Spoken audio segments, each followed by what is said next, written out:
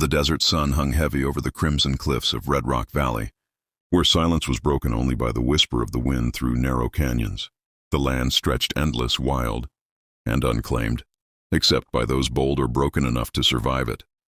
Down below, a lone rider cut through the dust, a man named Cole Braddock, a cowboy with a past he never spoke of. His horse's hooves clattered against stone as he guided his way between the towering walls, eyes scanning for wild mustangs rumored to roam this place. Cole wasn't hunting for horses, though.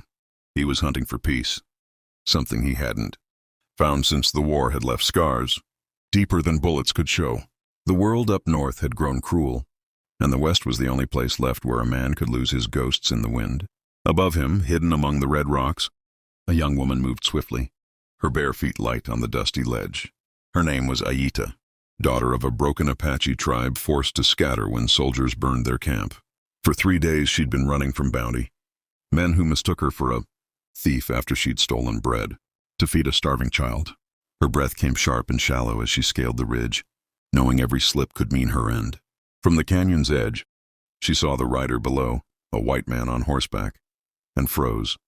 Her heart raced. Was he one of them? Was he hunting her too?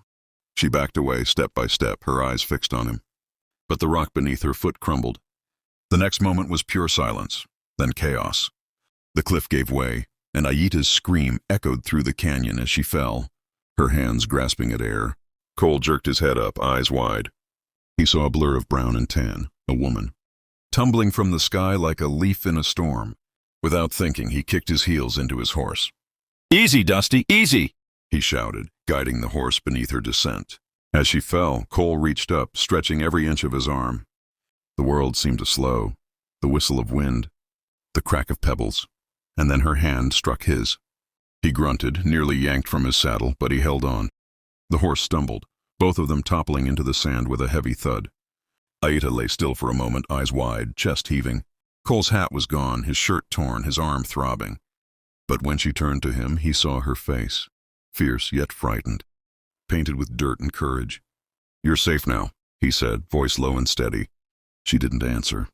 She just stared at him like she couldn't decide if he was savior or enemy. "Let me help you," he said again, rising slowly. She flinched, taking a step back. "Don't touch me," she whispered, her voice trembling. "You'll turn me in, like the others." Cole frowned. "Turn you in? Lady, I just saved your life." But before he could ask more, she collapsed from exhaustion.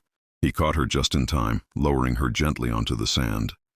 The sun dipped low, painting the canyon in blood-red hues as Cole carried her to his camp. As night fell, the fire flickered against their faces, one lined with weathered scars, the other marked by hardship and fear. When she woke, she found him sitting nearby, cleaning a cut on his arm. "You fell," he said simply. "You're lucky I was down there." Aita stared into the fire. "No," she said quietly. "I wasn't lucky. I was running from death. Maybe it just found me slower this time." Cole didn't press her. He just handed her a cup of water. "Drink. We'll figure it out come sunrise." As the stars stretched above the desert sky, neither of them knew that this fall, this accident, was only the beginning. Because in the Wild West, fate didn't deal in chances. It dealt in survival. And sometimes, the person who saves you becomes the only one who can destroy you. When dawn broke, the canyon came alive in gold and shadow. Cole packed his gear while Aita sat by the dying fire, wrapped in his coat. "We need to move," he said.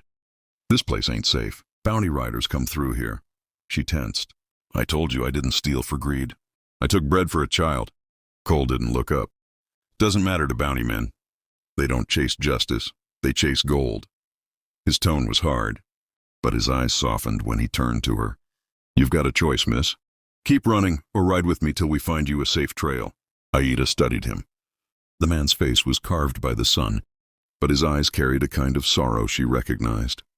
The kind born from losing too much. Finally she nodded. "I'll ride with you, but only till the border." Cole smiled faintly. "Fair enough."